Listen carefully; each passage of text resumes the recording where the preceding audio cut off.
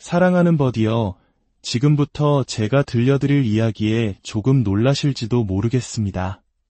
하지만 잠시 하던 일을 멈추고 조용히 귀를 기울여 주십시오. 집중해 주십시오. 지금부터 전해드릴 메시지는 선택받은 이들을 위한 것입니다. 만약 당신이 그리스도를 믿지 않는다면 이 메시지를 끝까지 듣는 것이 어려울 수도 있습니다. 괜찮습니다. 편안하게 다른 영상을 보셔도 좋습니다. 하지만 만약 당신이 진정으로 부름받은 자이며 당신의 삶 위에 하나님의 손길이 머물고 있음을 마음 깊이 알고 있다면 계속해서 들어주십시오. 이 메시지는 바로 당신을 위한 것입니다. 이것은 그저 평범한 이야기가 아닙니다. 이것은 당신의 영혼을 일깨우고 믿음을 강화하며 당신이 그리스도 안에서 어떤 존재인지를 다시 한번 상기시키기 위해 준비된 신성한 계시입니다. 이 말씀을 듣는 동안 묶여있던 것들이 끊어지는 변화를 기대하십시오. 흐릿했던 당신의 비전이 선명해지는 것을 기대하십시오. 그리고 이 시간이 끝났을 때 하나님께서 당신에게 무엇을 하라고 부르셨는지 정확히 깨닫고 발걸음을 내딛게 될 것을 기대하십시오. 우리 중 너무나 많은 이들이 제자리에 갇혀 있습니다. 하나님께서 문을 열어주시지 않아서가 아닙니다. 원수가 바로 그 문이 존재하지 않는다고 당신을 설득하려 하기 때문입니다. 진정한 전쟁터는 당신의 마음 속에 있습니다. 의심, 두려움, 그리고 불안감의 목소리들. 그것은 당신의 생각이 아닙니다. 그것은 당신을 이끌고 거짓말하며 속삭이는 원수의 목소리입니다. 하지만 이것 하나만은 기억하십시오. 예수님께서는 악마와 논쟁하지 않으셨습니다. 그분은 악마에게 떠나라고 명령하셨습니다. 그리고 오늘 우리도 바로 그와 같이 행할 것입니다. 본격적인 이야기에 앞서 하나님의 은혜를 널리 전하는 빛의 통로가 되어주시길 부탁드립니다.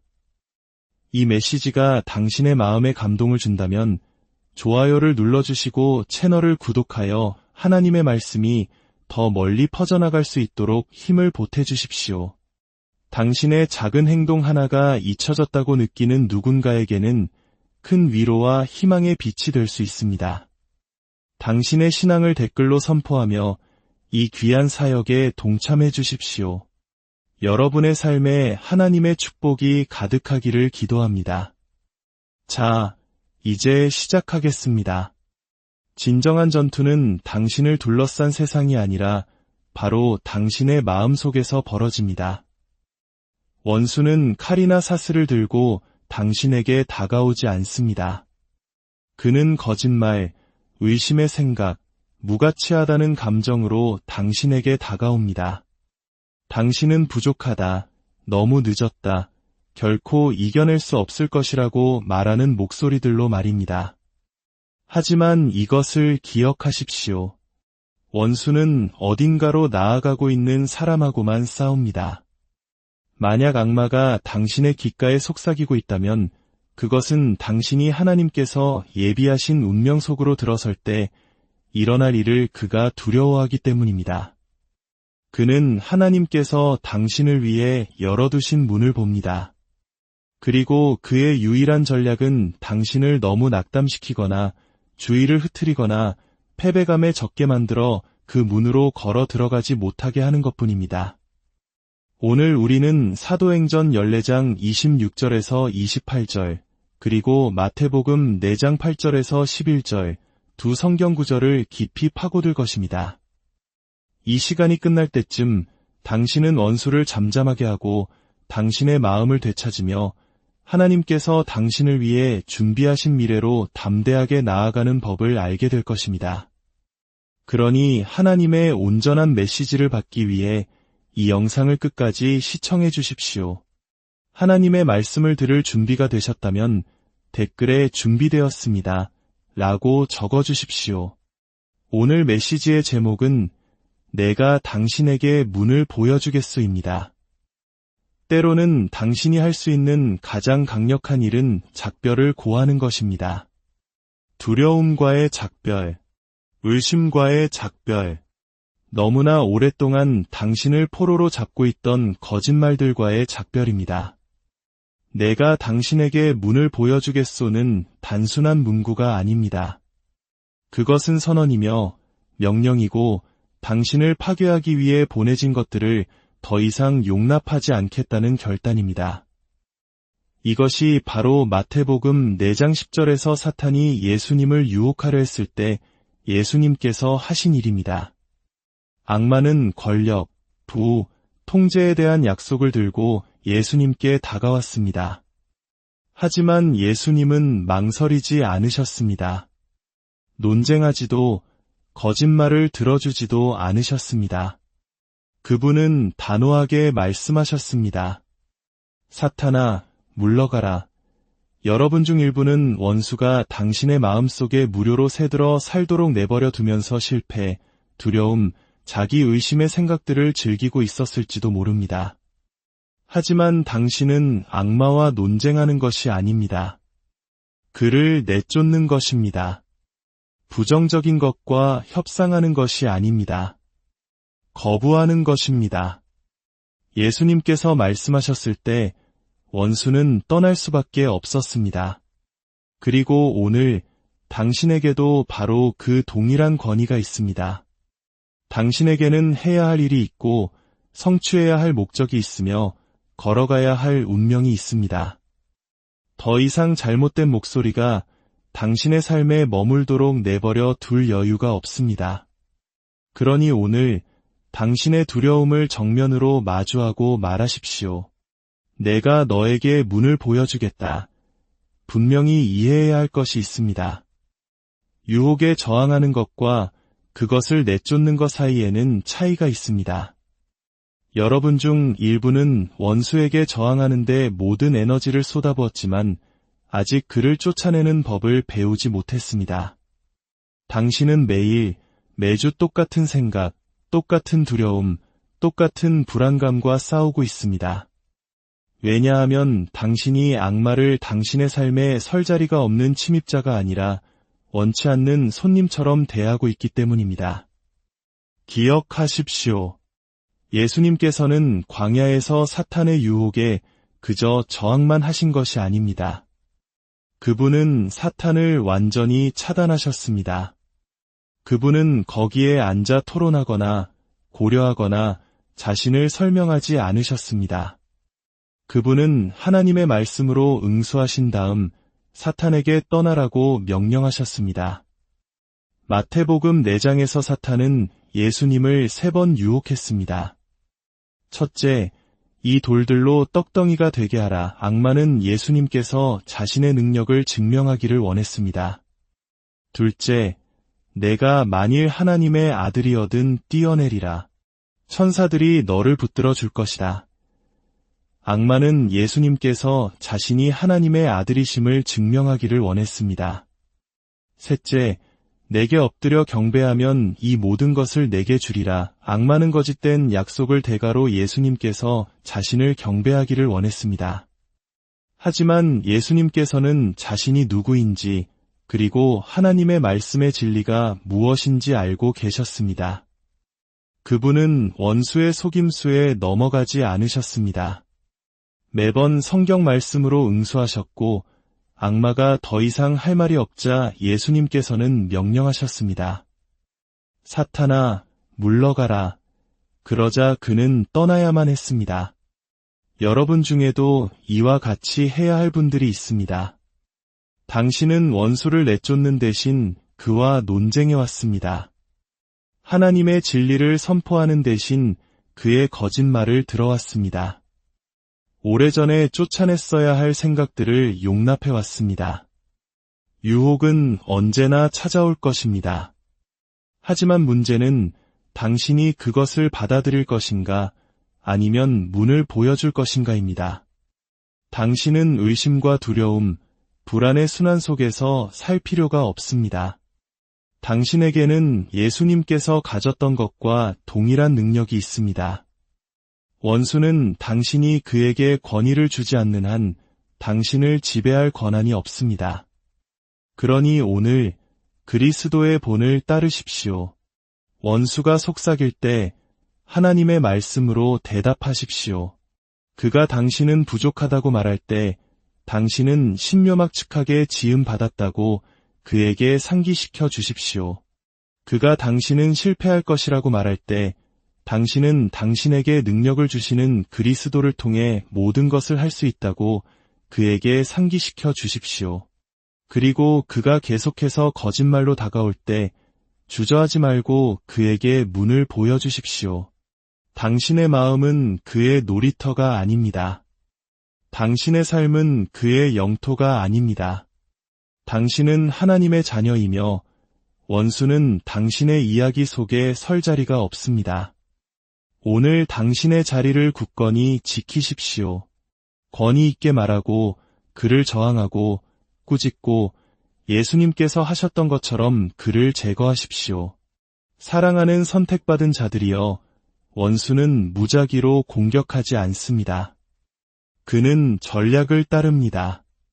그는 당신을 연구하고 약한 순간을 지켜보다가 때가 되면 단계적으로 움직입니다. 예수님께서도 광야에서 이를 마주하셨고 당신도 그럴 것입니다. 하지만 좋은 소식은 예수님께서 이미 우리에게 어떻게 이기는지를 정확히 보여주셨다는 것입니다. 첫째, 악마는 예수님을 이끌었습니다. 사탄은 예수님을 유혹의 장소로 이끌었습니다. 마태복음 4장 1절은 말합니다. 그때에 예수께서 성령에게 이끌리어 마귀에게 시험을 받으러 광야로 가사 주목하십시오. 예수님은 그냥 방황하다가 사탄을 만난 것이 아닙니다. 그분은 이끌리셨습니다. 그리고 그분을 이끈 것은 악마가 아니라 하나님의 성령이었습니다. 지금 광야의 시기를 보내고 있는 분들이 계실 겁니다. 우연히 그곳에 있다고 생각하겠지만 만약 하나님께서 당신을 거기로 이끄셨다면 어떨까요? 당신을 무너뜨리기 위해서가 아니라 세우기 위해서 말입니다. 예수님은 혼자셨고 굶주리고 지치셨으며 연약한 상태였습니다. 바로 그때 사탄이 나타났습니다. 원수는 그렇게 일합니다. 당신이 약해질 때를 기다립니다. 당신이 낙심할 때 하나님이 당신을 버렸다고 속삭입니다. 당신이 지칠 때 목적을 포기하라고 말합니다. 당신이 외로울 때 위로처럼 느껴지는 것으로 유혹하지만 그것은 사실 덫입니다. 하지만 당신이 힘든 곳에 있다고 해서 잘못된 곳에 있다는 의미는 아닙니다.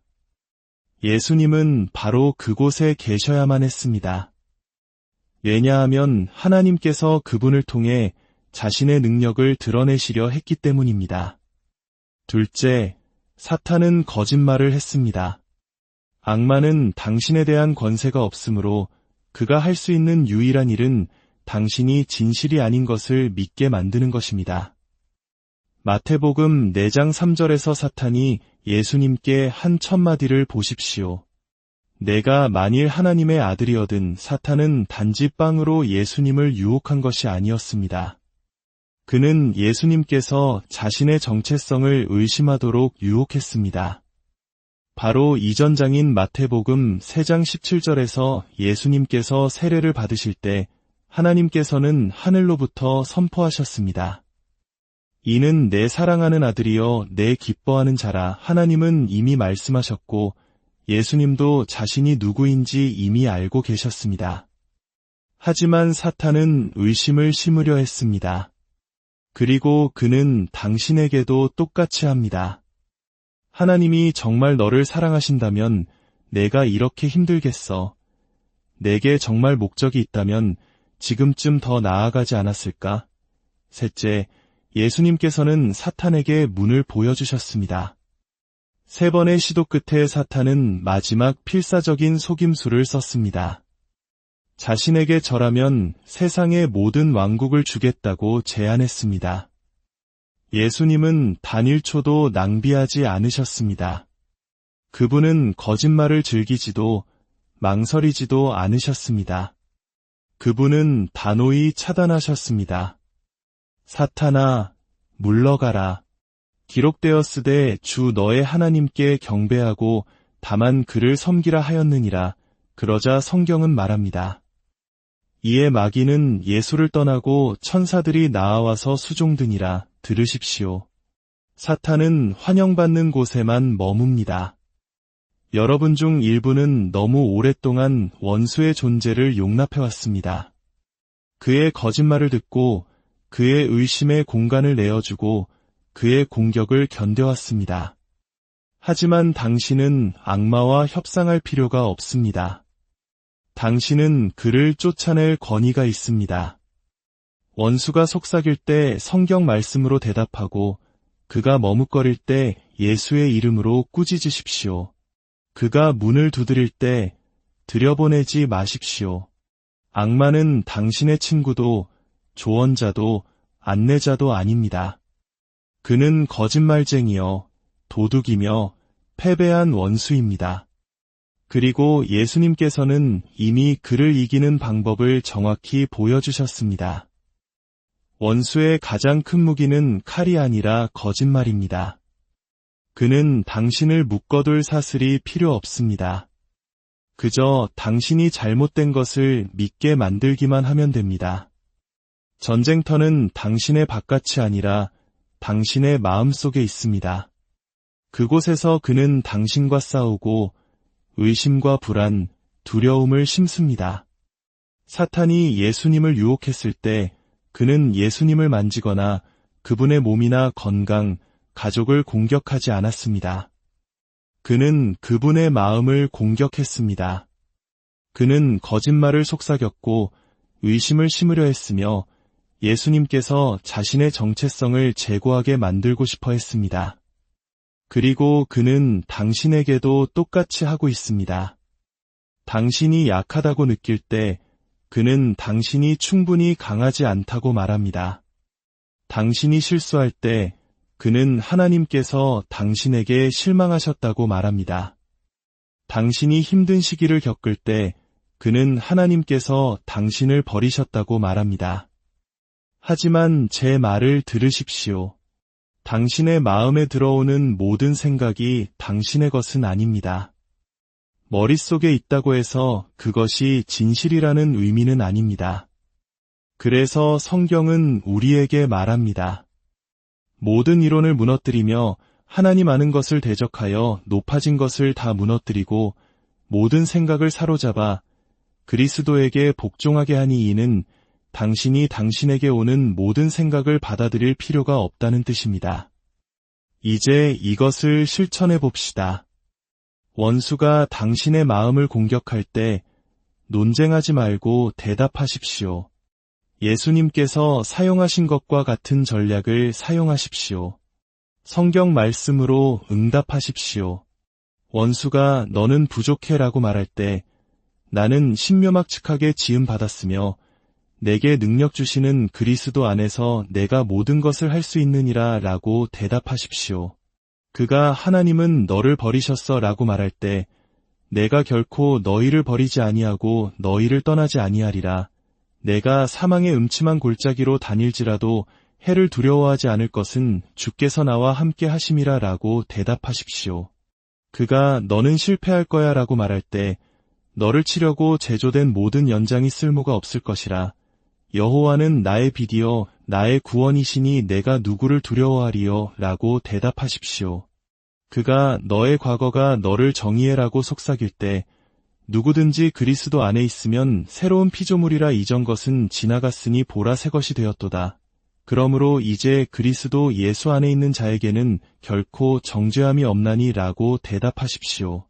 그리고 마지막으로 그가 너는 너무 망가져서 하나님께 쓰임받을 수 없어 라고 말할 때 내 은혜가 내게 족하도다 이는 내 능력이 약한 데서 온전하여짐이라. 하나님께서 세상의 미련한 것들을 택하사 지혜 있는 자들을 부끄럽게 하려 하시고 라고 대답하십시오. 사랑하는 버디여 예수님은 악마와 토론하며 시간을 낭비하지 않으셨습니다. 감정적으로 대하지도 않으셨고 과도하게 생각하지도 않으셨습니다. 그분은 대답하셨습니다. 그러자 사탄은 떠날 수밖에 없었습니다. 야고보서 4장 7절은 말합니다.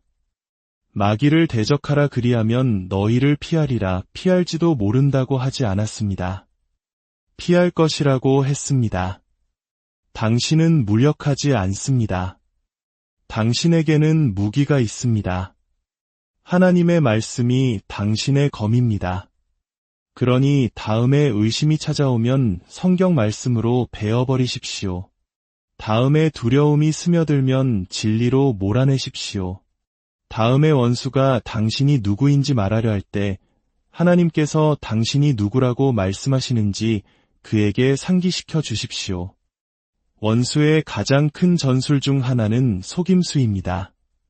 시끄럽고 명백한 방식이 아니라 당신이 주의를 기울이지 않을 때 마음속으로 스며드는 조용한 속삭임이 형태로 말입니다. 악마는 붉은 뿔과 삼지창을 들고 나타나지 않습니다. 그는 자신의 존재를 알리지 않습니다. 대신 그는 속삭입니다. 작은 의심의 씨앗을 심어 그것이 견고한 진으로 자라나길 바랍니다. 그리고 최악의 부분은 대부분의 사람들이 그것이 그인 줄조차 모른다는 것입니다.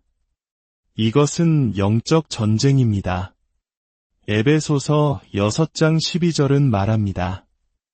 우리의 씨름은 혈과 육을 상대하는 것이 아니요 통치자들과 권세들과 이 어둠의 세상 주관자들과 하늘에 있는 악의 영들을 상대함이라. 진짜 전투는 당신 주변이 아니라 당신 안에서 일어나고 있습니다.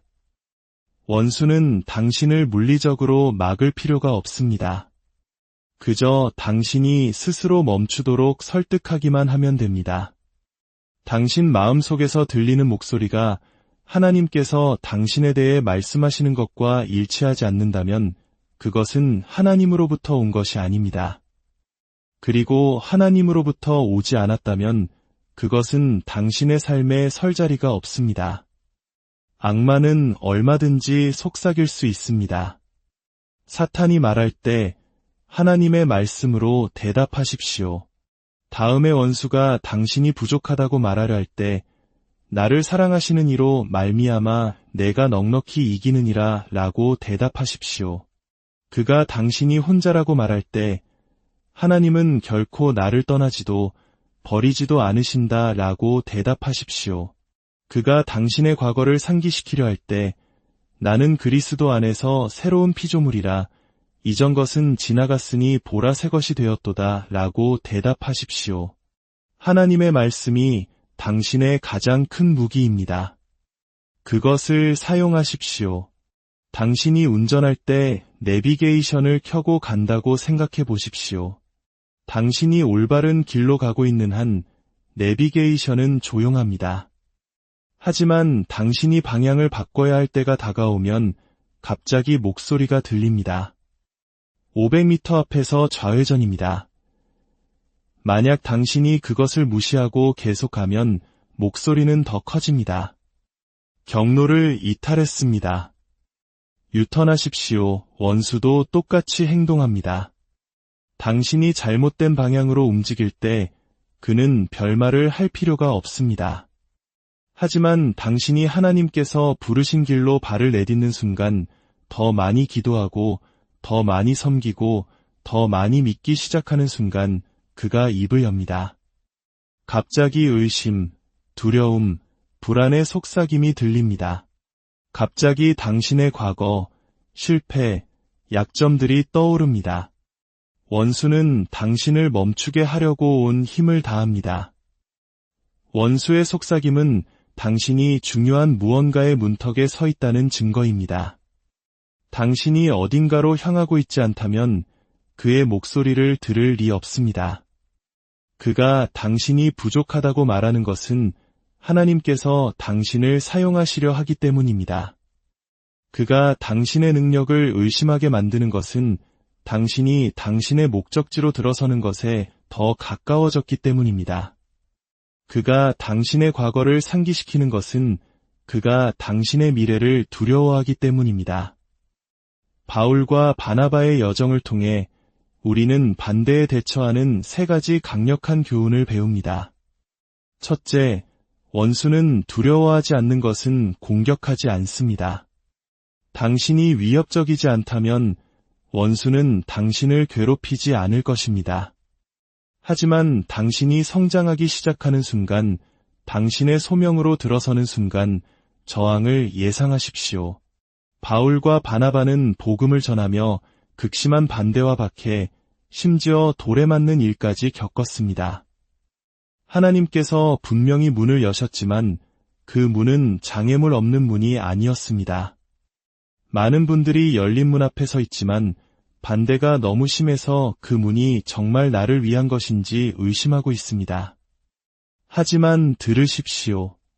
하나님께서는 열린 문에 도전이 없을 것이라고 약속하신 적이 없습니다. 그분께서 약속하신 것은 그분이 여시면 아무도 닫을 수 없다는 것입니다. 둘째, 거절은 방향 전환을 의미할 수 있습니다.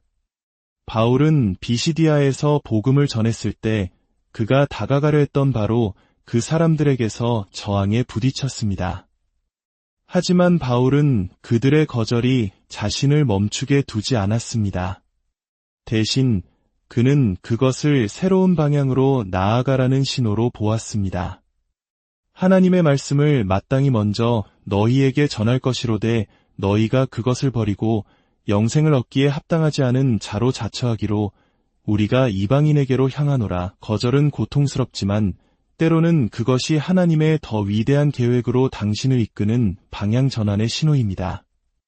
직장에서 밀려났나요? 하나님께서 더 좋은 것을 예비하셨기 때문일 수 있습니다. 관계가 끝났나요? 그 관계가 당신의 소명으로 당신을 이끌어줄 운명이 아니었기 때문일 수 있습니다. 문이 닫혔나요? 하나님께서 더 큰 문을 여시려 하기 때문일 수 있습니다. 셋째, 당신은 혼자 싸울 수 없습니다. 하나님은 우리가 혼자 싸우도록 설계하지 않으셨습니다. 가장 강한 전사도 동맹이 필요합니다. 바울이 위대한 사도가 되기 전 그는 그리스도인들을 박해하던 사울이었습니다. 그가 다메섹 도상에서 예수님을 만난 후 아무도 그를 믿지 않았습니다. 그때 바나바가 나타났습니다. 위로의 아들이라는 뜻의 이름을 가진 바나바는 모두가 바울을 의심할 때 그를 믿어주었습니다.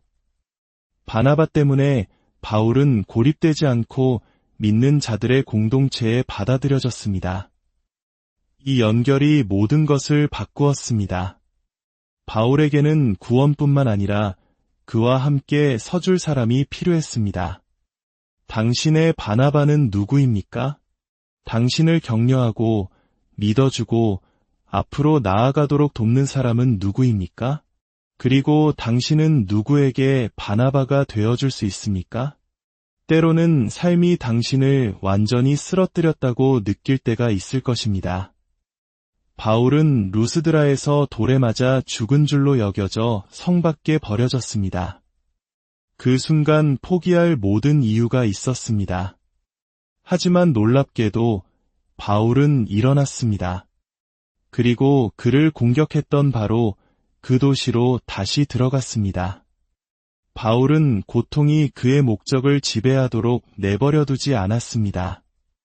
원수가 아무리 세게 그를 쳤어도 바울은 쓰러져 있기를 거부했습니다. 이것이 진정한 믿음의 모습입니다. 당신은 바울처럼 물리적으로 돌에 맞지는 않았을지라도 삶은 우리를 강하게 때립니다. 거절에 의해 쓰러지고 실망에 의해 지치고 배신과 실패, 상실에 의해 상처받았을지 모릅니다. 원수는 당신이 계속 쓰러져 있기를 바랍니다. 하지만 원수가 마지막 말을 하는 것이 아닙니다. 하나님께서 하십니다. 당신이 묻혔다고 느끼는 것이 끝을 의미하지는 않습니다. 씨앗을 생각해 보십시오. 땅에 심겨질 때 그것은 묻힌 것처럼 보이지만 실제로는 성장을 위해 자리를 잡는 것입니다. 흙이 덮고 어둠이 둘러싸지만 시간이 지나면 묻힘은 돌파가 됩니다. 지금 당신이 겪고 있는 압박이 당신을 부수기 위한 것이 아니라 성장시키기 위한 것이라면 어떨까요? 당신이 묻힌 것이 아니라 변화의 계절을 위해 심겨지고 있는 것이라면 어떨까요? 당신이 묻혔다고 느낄 때 해야 할 일은 무엇일까요? 첫째, 쓰러져 있기를 거부하십시오. 바울이 일어났던 것처럼 당신도 일어나겠다는 선택을 해야 합니다. 둘째, 올바른 사람들과 함께 하십시오. 제자들이 바울 주위에 모였을 때 그는 일어났습니다. 당신을 위해 기도해주고 믿어줄 사람이 누구입니까? 셋째, 당신의 사명을 기억하십시오. 바울은 그의 사명이 끝나지 않았음을 알았기에 일어났습니다. 당신이 숨쉬는 한 하나님께서는 당신을 위한 계획을 가지고 계십니다. 바울이 일어났습니다. 이제 당신 차례입니다. 의심은 원수의 가장 큰 무기 중 하나입니다. 그는 당신의 마음에 그것을 속삭이고 사람들을 통해 당신의 삶에 대해 말하게 하며 하나님께서 당신에게 하라고 부르신 모든 것을 의심하게 만듭니다. 하지만 사람들이 당신에 대해 뭐라고 말하든 그것이 당신을 정의하지 않습니다. 하나님의 부르심이 당신을 정의합니다. 당신은 우연히 여기에 있는 것이 아닙니다. 당신은 선택받았고 기름 부음 받았으며 신성한 사명을 위해 준비되었습니다. 사람들이 당신을 의심할 때 당신이 하나님께 선택받았다는 것을 스스로에게 상기시키십시오. 당신이 무가치하다고 느낄 때 당신이 기름 부음 받았다는 것을 기억하십시오. 당신이 준비되지 않았다고 느낄 때 당신이 준비되었다는 진리 위에 서십시오. 의심은 단지 원수가 당신의 운명으로부터 당신의 주의를 흩트리려는 방법일 뿐입니다. 하지만 그가 마지막 말을 하는 것이 아닙니다. 하나님께서 하십니다. 그러니 일어나 당신의 부르심으로 들어가십시오. 하나님께서 당신의 삶에 두신 기름 부음 안에서 담대하게 걸으십시오. 하늘이 당신을 불렀을 때 이 땅의 어떤 것도 당신을 막을 수 없기 때문입니다. 진정한 삶으로 가는 길, 영원한 승리로 가는 길, 자유로 가는 길은 오직 하나입니다. 그 길은 예수님이십니다. 그분은 스스로 선포하셨습니다. 내가 문인이 누구든지 나로 말미암아 들어가면 구원을 받고 또는 들어가며 나오며 꼴을 얻으리라. 사탄은 끈질깁니다. 그는 가능한 모든 방법으로 당신의 기쁨을 훔치고 평화를 빼앗고 믿음을 흔들려 할 것입니다. 하지만 그가 어떻게 오든 당신의 응답은 항상 동일합니다. 그에게 문을 보여주십시오. 당신은 자신의 힘으로 원수와 싸울 필요가 없습니다. 예수님께서 이미 전투에서 승리하셨습니다. 도둑이 오는 것은 도둑질하고 죽이고 멸망시키려는 것뿐이요. 내가 온 것은 양으로 생명을 얻게 하고 더 풍성히 얻게 하려는 것이라. 원수가 당신의 생각, 가정 또는 목적 안으로 들어오려 할 때 누가 책임자인지 그에게 상기시켜 주십시오. 그에게 문을 보여주십시오. 예수 그리스도. 오늘 올바른 문을 선택하십시오. 그분의 약속 안에서 걷고 그분의 진리 위에 서십시오. 원수에게로 향하는 문을 닫고 사탄이 들어오려 할 때마다 그저 그에게 문을 보여주십시오. 바로 이 순간 당신 앞에 문이 열려 있습니다. 용서와 자유, 영원한 생명으로 인도하는 문입니다. 그것은 바로 예수 그리스도 자신입니다. 어쩌면 당신은 길을 잃고 공허하며 삶의 짐에 짓눌려 있었을지 모릅니다. 원수는 당신에게 너무 멀리 왔고 자격이 없으며 너무 늦었다고 속삭였을지 모릅니다. 하지만 오늘 들으십시오. 그것들은 거짓말입니다. 예수님께서 당신을 위해 죽으셨습니다. 하나님이 세상을 이처럼 사랑하사 독생자를 주셨으니 이는 그를 믿는 자마다 멸망하지 않고 영생을 얻게 하려 하심이라. 오늘 당신이 그의 음성을 듣거든 당신의 마음을 완고하게 하지 마십시오. 내일로 미루지 마십시오. 오늘이 바로 구원의 날입니다. 새로운 삶으로 들어가고 과거를 뒤로하고 하나님의 사랑을 받아들일 준비가 되셨다면 저와 함께 이 기도를 드리십시오. 하늘에 계신 아버지, 오늘 있는 모습 그대로 주님께 나아옵니다. 저는 주님의 은혜가 필요한 죄인임을 고백합니다. 예수 그리스도께서 주님의 아들이시며 저의 죄를 위해 죽으시고 저에게 생명을 주시기 위해 다시 살아나셨음을 믿습니다. 오늘 저는 저의 옛 삶에서 돌이켜 구원의 문으로 들어갑니다. 예수님, 당신을 저의 주님이시여 구원자로 영접합니다. 저를 주님의 영으로 채워주시고 오늘부터 주님을 따르도록 도와주소서. 예수님의 이름으로 기도합니다. 아멘. 만약 이 기도를 드리셨다면 이제 당신은 영원한 생명과 희망, 결코 실패하지 않을 사랑 안으로 들어오셨습니다. 천국의 천사들이 기뻐하고 우리도 함께 기뻐합니다. 이 기쁨을 댓글로 함께 나누어 주십시오. 함께 기도하겠습니다. 아버지 하나님, 돌파구가 보이지 않아 힘들어하는 이들을 위해 기도합니다. 하늘의 권세로 선포하오니 그들의 돌파구가 생각보다 더 가까이 있음을 알게 하소서. 혈루증 앓던 여인이 무리를 해치고 당신의 옷자락을 만졌던 것처럼 당신의 선택된 자녀들이 모든 소음과 반대, 시련을 이겨내고 당신께 닿게 하소서. 기적과 표적, 이적이 예수의 이름으로 지금 이 순간 풀어질 것을 명합니다. 이 메시지를 나누고 댓글로 믿음을 고백하며 좋아요와 구독으로 이 사역을 지지하는 모든 이들을 축복하여 주옵소서. 그들의 순종과 신실함이 주님의 신성한 은총에 부어지심으로 응답받게 하소서. 그들이 나아갈 때 복을 주시고 돌아올 때 복을 주시며 아무도 닫을 수 없는 기회의 문들을 열어주소서. 당신의 선하심과 능력이 그들의 삶을 통해 증거되게 하소서. 오늘 드려진 모든 기도가 이미 하늘에서 응답받고 있음을 감사드립니다. 당신의 말씀은 결코 헛되이 돌아오지 않음을 믿습니다. 이 기도를 예수님의 강력하고 비할 데 없는 이름으로 봉헌합니다. 아멘. 당신의 돌파구가 오고 있습니다. 믿음